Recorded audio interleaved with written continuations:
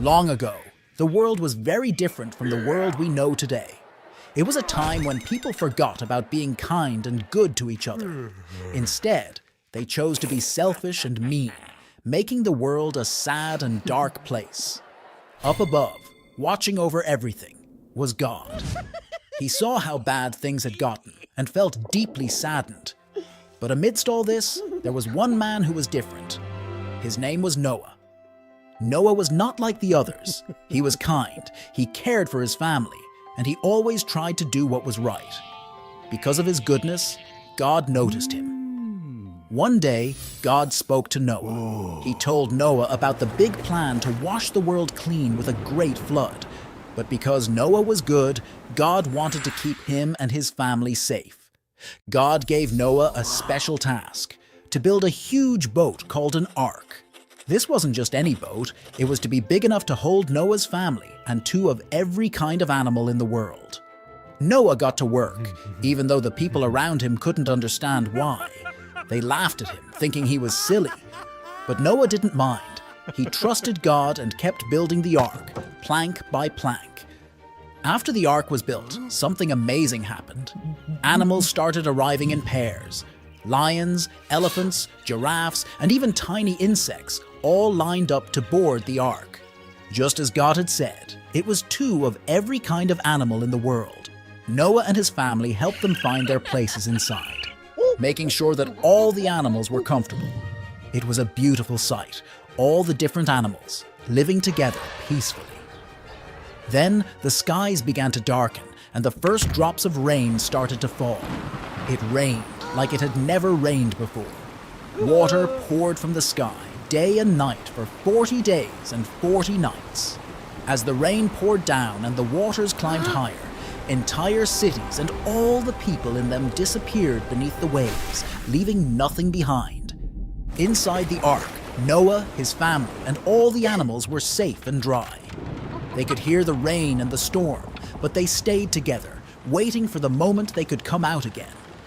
Finally, the rain stopped, but the earth was still covered with water.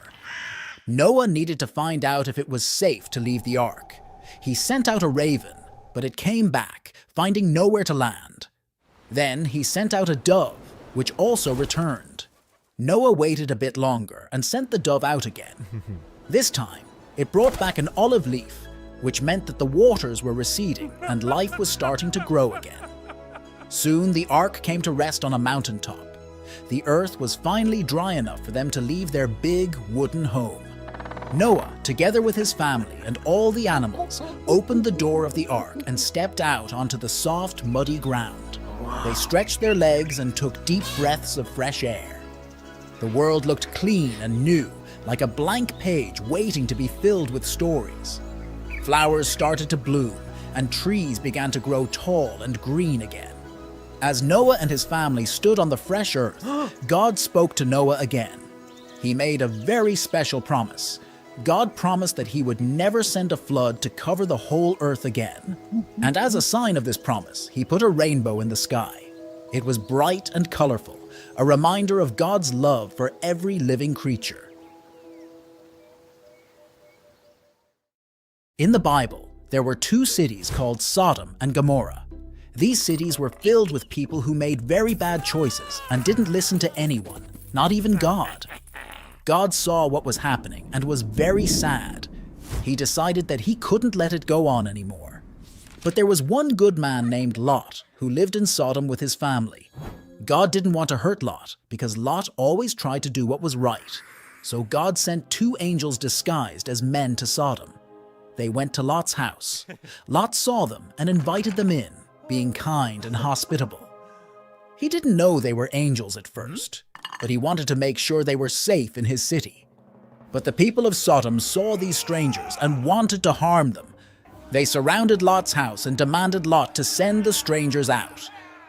Lot tried to protect his guests, showing he was a good man.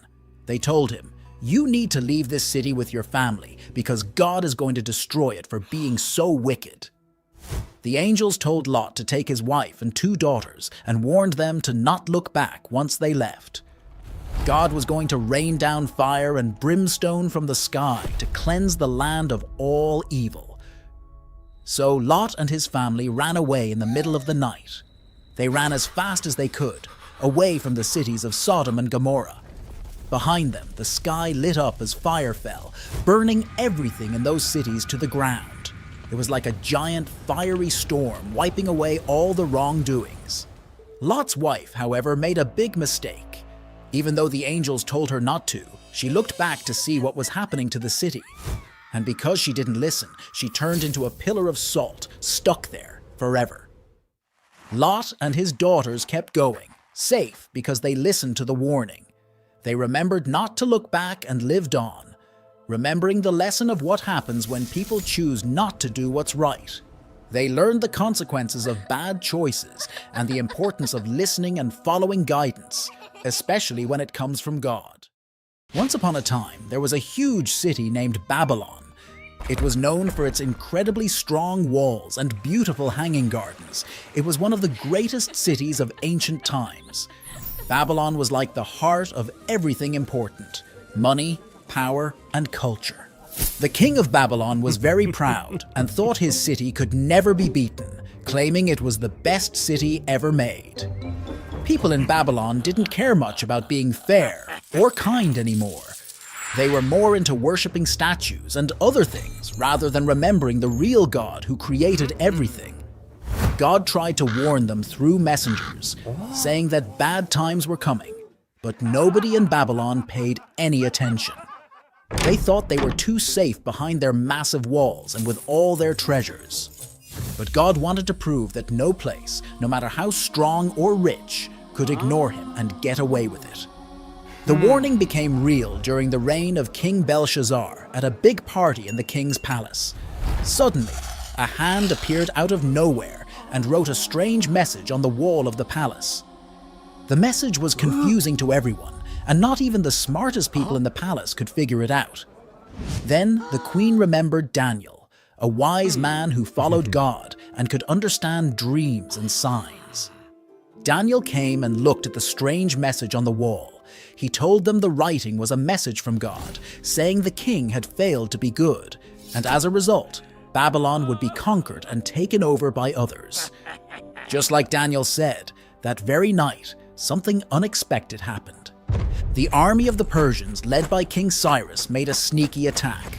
They cleverly dammed the river that flowed under Babylon's walls and sneaked into the city where the river used to flow. Because everyone was busy partying, they didn't even guard the gates. So Babylon was captured without much resistance. Babylon's fall happened quickly and took everyone by surprise. It was the end of Babylon's time, sending a strong message that being too proud and not listening to God leads to disaster. Once upon a time, after a big flood had washed the earth clean, people everywhere spoke the same language. They found a nice flat land in a place called Shinar and decided to settle there. Imagine everyone being neighbors, understanding each other perfectly, like one big family. One day, the people had a big idea. Let's build a city with a tower that reaches up to the sky. It'll be so tall it'll touch the clouds, they said, excited to start. They used bricks instead of stones and sticky tar for glue. Everyone worked together, passing bricks and mixing tar, laughing and dreaming about their sky-high tower. But then, something unexpected happened. God looked down from heaven and saw the city and the tall tower. Look at them, all speaking the same language, working together on this big project. If they can do this, they'll think they can do anything. They're forgetting that some things are meant for God alone. So, God decided to mix things up a bit. Suddenly, when one person asked for a brick, another handed them a shovel. When someone needed more tar, they got a bucket of water instead. It was like everyone had started speaking in riddles. Confused and frustrated, they couldn't work together anymore. The tower that was supposed to reach the sky was left unfinished. Because they couldn't understand each other, people started to drift apart, forming smaller groups with those they could communicate with. These groups traveled far and wide, finding new places to live. The big family was scattered across the earth, each group speaking its own new language. They traveled far, to places where no one had lived before. Each group found new lands with mountains, rivers, and forests. They built new homes, using what they had learned, but this time, they respected their limits. The world was filled with a rainbow of languages, each as beautiful and complex as the next. In these new lands, people's lives took on new colors and shapes. They dressed in different clothes, sang different songs, and told different stories under the stars. Children grew up learning how to say hello and I love you in their own special language. They learned from the land and the animals, and they celebrated the seasons in their own ways. In the end, the story of the Tower of Babel shows us that it's important to remember we're not all powerful and that God has plans we might not understand. God made us all different, with many languages and ways of living, making the world a more interesting place. When we learn to listen and understand each other, we make not just buildings, but friendships that God smiles upon. A long, long time ago, after Moses led the Israelites out of Egypt and through the Red Sea, they traveled through the desert to a place called Mount Sinai. God had saved them from slavery, and now he wanted to give them special rules to live by, rules that would help them be good to each other and stay close to him. Moses climbed up the tall, rocky Mount Sinai all alone. The mountain was covered in thick clouds, and there was thunder and lightning. It was a bit scary, but Moses knew it was important. God himself was going to speak to him there. God talked to Moses on the mountain for 40 days and 40 nights. He told Moses 10 very important rules, which became known as the 10 Commandments. These weren't just any rules. They were God's way of showing the people how to live peacefully with each other and be faithful to him. When Moses came down from the mountain, he brought 2 stone tablets with him. The commandments were written on these tablets so everyone could remember them. The commandments said, "You shall have no other gods before me." This meant that the Israelites should only worship the one true God. "You shall not make for yourself an idol," which meant God didn't want the people to worship statues or images as if they were gods. "You shall not misuse the name of the Lord your God." God meant that they were to speak God's name with respect, not carelessly. Remember the Sabbath day by keeping it holy. He wanted one day a week for them to rest and think about God, just like God rested on the 7th day when he created the world. Honor your father and your mother. This meant they should respect and take care of their parents. You shall not murder, which meant life is precious, and they were to protect each other. You shall not commit adultery. God wanted husbands and wives to be faithful to each other. You shall not steal, which meant taking something that isn't yours is wrong. You shall not give false testimony against your neighbor. This meant telling lies about others is harmful. You shall not covet, which means not to be jealous of what others have. The people promised to follow these commandments, and Moses helped them learn what each one meant. The 10 Commandments were a gift to help the Israelites understand right from wrong. They were rules to live by that would keep them safe and happy. After wandering in the desert for 40 years, the Israelites, led by Joshua, were finally entering the Promised Land. But there was a big obstacle in their way: the fortified city of Jericho, a city with walls so strong and high that no army could easily defeat it. God had a plan for how the Israelites would conquer Jericho, and it was unlike any battle plan ever devised. God told Joshua to have the armed men march around the city once a day for 6 days. They were to be followed by 7 priests carrying trumpets made from ram's horns, and the Ark of the Covenant, a sacred chest that represented God's presence among them. Then, on the 7th day, they were to march around the city 7 times. At Joshua's command, after the 7th lap, the priests were to blow their trumpets, and all the people were to shout as loud as they could. Joshua and the Israelites did exactly as God instructed. The people of Jericho were watching as the Israelites circled their city once a day, quietly except for the sound of the trumpets. They were confused and even amused by such an unusual military strategy. Finally, the 7th day arrived. The Israelites got up at dawn and marched around the city, not once, but 7 times. The anticipation grew with each lap. Then, when Joshua gave the signal, The priests blew their trumpets, and the people shouted with all their might. And something incredible happened. The walls of Jericho fell down flat. The Israelites charged straight into the city and captured it, just as God had promised. A long time ago, in the land where Jesus was born, there ruled a king named Herod. King Herod was known for his magnificent buildings and cities, but he was also known for something not so grand: his fear of losing his power. When Jesus was born in Bethlehem, a bright star appeared in the sky. Wise men from the east saw this star and knew it meant that a new king, the King of Kings, had been born.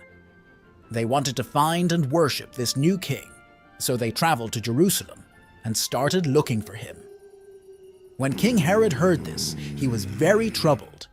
Herod didn't want anyone to take his place as king, so he called together all the chief priests and asked them where the Messiah was born. They told him, "In Bethlehem of Judea." King Herod secretly called the wise men to find out exactly when the star had appeared. He told them to find the child and report back to him, so that he too could worship him. But Herod didn't really want to worship the new king. He wanted to get rid of him. The wise men went on their way. They followed the star until it stopped over a stable, a house where the animals slept. When they saw Jesus with his mother, Mary, they bowed down and worshipped him. They also gave Jesus gifts of gold, frankincense, and myrrh. But when it was time to go back to King Herod, they were warned in a dream not to return to him, so they went back to their country by another path. When Herod realized that the wise men had tricked him, he was furious. He gave orders to kill all the boys in Bethlehem who were 2 years old and under. This terrible act showed just how far Herod would go to protect his throne. However, God protected Jesus from Herod's plan. An angel appeared to Joseph in a dream and said, "Get up, take the child and his mother, and escape to Egypt. Stay there until I tell you, for Herod is going to search for the child to kill him." Joseph did exactly as the angel said. They ran away to Egypt,